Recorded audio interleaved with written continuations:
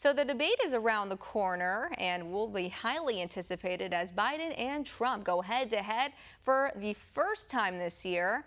For more on what to expect, independent journalist Jackson Gosnell joins me live. Jackson, welcome on.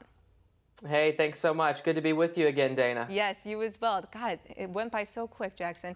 Um, It did. I'm ready for debate season. It's been a long time coming. This is my version of the Super Bowl. I'll be watching with my family. We'll be watching it live every second of it. What about you? Are you pumped? Yeah, exactly. I'm pumped just like I think millions of Americans are as well as they prepare for all of this. It's been nearly Lovely. 4 years since Biden and Trump have shared the stage for a debate, and tens of millions, dozens of millions tuned into that one. So I can expect the same about this one. Yeah, I cannot wait. Oh my goodness. So there's a lot, but this debate will be very different from those in the past. Typically, we have a live audience. It's often in a college campus area and coordinated by the Bipartisan Commission on Presidential Debates. But this layout is a bit different. How do you think it's going to impact the candidates? Well, I think they'll both be what we expect. There are some differences in that the microphones will be muted when it's not that candidate's turn to speak. Also, the fact that there's no audience. There is no studio audience because it's happening at CNN headquarters in Atlanta in a studio with just the moderators, who, by the way, the Trump team have been very critical of, especially Jake Tapper. And so, as a result of that, it's going to be a little bit different.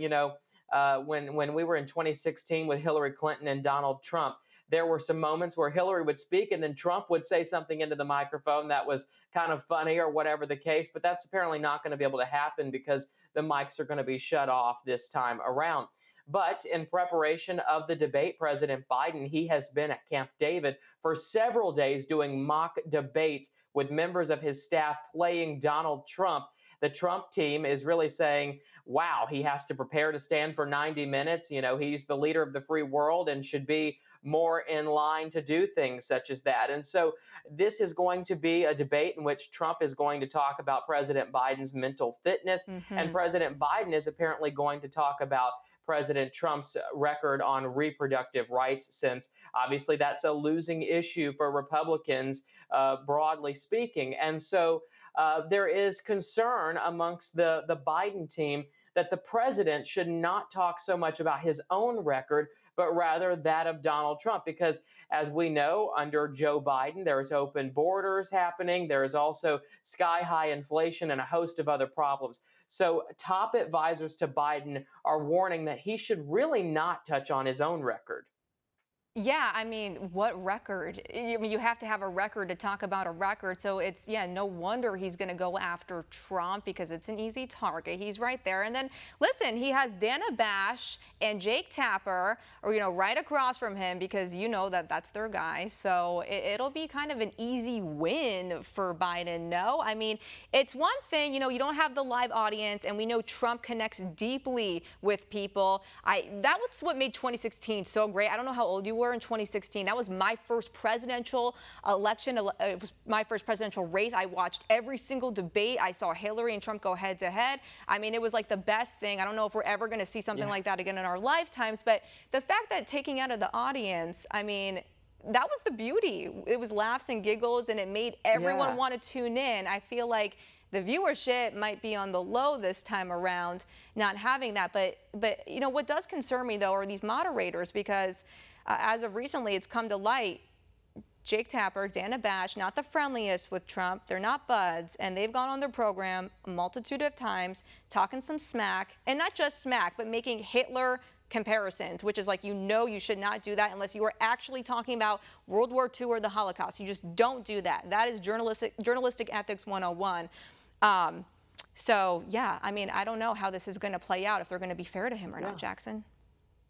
Yeah, and so that is a point. That is a point that President Trump's spokesperson brought up to CNN when she was on the air just days ago. And so while she was on the air, she was talking about how Donald Trump is really willing to do this, despite the fact that there's no audience, despite the fact that the microphones are muted, despite the fact that the Trump team claims that the media is totally against him just about everywhere he turns.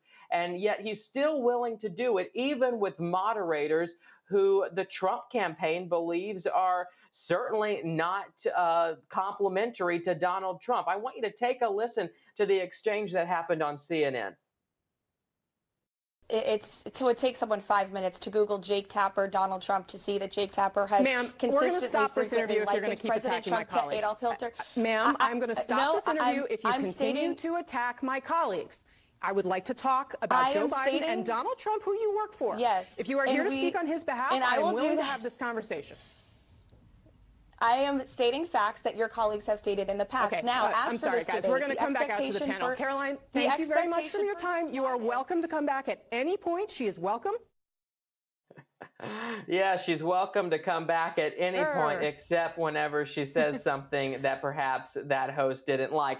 Yep. But no, so that's the point of the Trump team, is that perhaps people should embrace this moment, because not only is Trump going and doing this against a lot of what he would like to see, but he's also dealing with moderators that the campaign believes is compromised. I feel like now that this is in the news cycle, after Caroline Levitt went head to head with that woman at CNN who was like short circuiting at the end of, oh, she can come back on.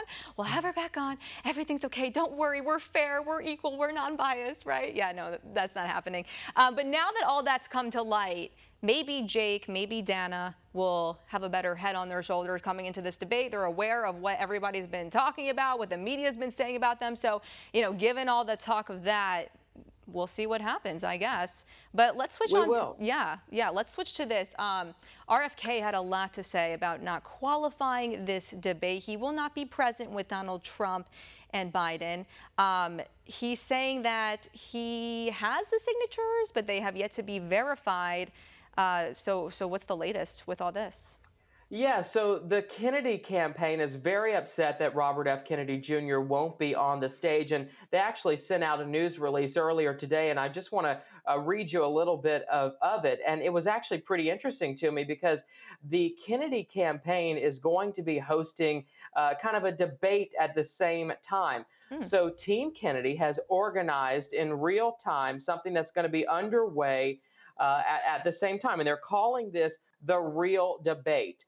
And so they say that the Kennedy campaign is restoring the rights of American voters to see the presidential debate as it should be, with Biden, Trump, and Kennedy, and to decide for themselves. And so if you go to therealdebate.com, which is going to be powered by a live stream on X, you'll be able to see, I guess, Robert F. Kennedy Jr. kind of reacting in real time.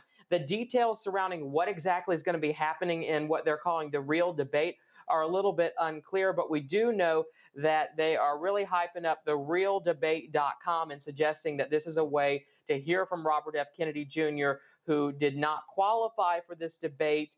And they allege that there's major collusion by CNN as well as the campaigns, and they are looking into legal options, et cetera, et cetera. But anyways, they're really touting this real debate, and I guess we'll see what that entails, but certainly pretty upset that he's not going to be on that stage, which is fair, I guess, because if he met the requirements, or he believes he met the requirements, and, I know a lot of people who support him, so I'm sure they are upset. Maybe he should be there, but nonetheless, he's doing this in response. I feel for him. It would be nice to see somebody representing somebody that's not part of the two-party system, a different take, a little bit of a mix of Biden and Trump policy. That's what RFK is to me, at least. But, a lot of people just see him as another person to take away votes from the candidates. So maybe that's why he's not there. I don't know. I'm just somebody as an observer. Trump VP picks, the short list. Tell me about them. Are they going to be there at the debate? All right, so this is pretty interesting. Trump over the weekend said that his VP pick will be at the debate. And so everyone got really excited. Oh, we're going to finally get to see who Donald Trump's running mate is going to be. But guess what? I have the spoiler alert for you, and I'm sorry to bring you this news. What happened? It seems that just about the entire short list is going to be in attendance at the debate. If you were hoping to see who his running mate's going to be, I think you have to wait a little bit longer. But NBC News is reporting that 4 sources say the campaign is considering revealing the running mate, maybe even before the debate, to kind of spicing things up ahead of this. Now, obviously, nobody knows for sure with Donald Trump. It's his prerogative. He says that the VP pick that he's decided doesn't even know that they're the choice yet. So Will they do that? I don't know, but there are some people who are speaking with anonymous Of titles, course and they are. so they are saying that it could happen soon. But Trump campaign senior advisor saying could come as soon as today or sometime in mid-July. The Trump team has maintained that it All will right. kind of be around the time of the convention. So we'll see what happens. But spoiler alert, I don't think you're going to be able to narrow it down when he's going to have a whole entourage with him of people on the short list. And speaking of the short list, just before I let you go, North Dakota Governor Doug Burgum apparently pretty high on that list, along with Ohio Senator J.D. Vance and Florida Senator Marco Rubio. There is some talk that Rubio doesn't have as much enthusiasm about having the job as others. Now, that's not from Rubio himself. That's just what people say behind the scenes. So we'll see what happens. I'm actually shocked if these are the true three that it's come down to. I'm a little surprised by that. I had hopes for Tim Scott, especially from South Carolina. I'm not giving up hope. I'm not giving up hope really with Scott. excited about the possibility He's of probably that. in the back corner. Maybe he's just waiting to take him out and make that big announcement. So no Kristi Noem, right? Maybe. No, I'm just kidding. Of course she's not going to be there. No, Kristi Noem, no. Lastly, But listen, Jackson. Yeah, go ahead. yeah, I just want to say, I feel like the list is kind of fluid. It's big and then it gets smaller and then we get rid of somebody and then we bring in somebody new. So who knows with this? I don't know. I figure we'll decide that in July, whenever Donald Trump says it. So I don't want to get ahead of him. I don't know what's going to happen. Yeah, he's going to throw us a curveball.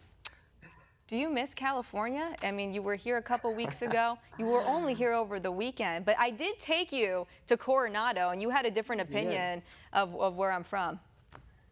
I did. So look, a lot of the area is like crazy, right? But we went to Coronado and it was wonderful. And we went to the beach and to this really elegant hotel. And Dana's a great tour guide, by the way, to all the viewers. So I appreciate you doing there's that. not all these like tents on the street. That's not there. All of San Diego. I had to show you the more upscale, elegant part. We had some fun. We were hanging around the Del. It was a good time. I brought you to the sunset. I was pretty surprised, by the way, with all the Ubers that I took. All the Uber drivers, I asked them, I'm like, look, I report on politics. What do you think of the governor? Because there's this big conception in the southern states that he's crazy. And I will say that all of my Uber drivers shared that consensus. So that was pretty surprising for me. Good way to, take a poll right there. Are you really talking to the people that are in the state who live it and breathe it every day? It's the Uber and Lyft drivers. All right, Jackson. Well, hopefully you come back to California now that you have a different opinion of the state, at least Southern California, where I'm from, not LA. Okay. Exactly. All Good right. to see you, Dana. We'll Thank talk you. during debate day. Thanks. All right.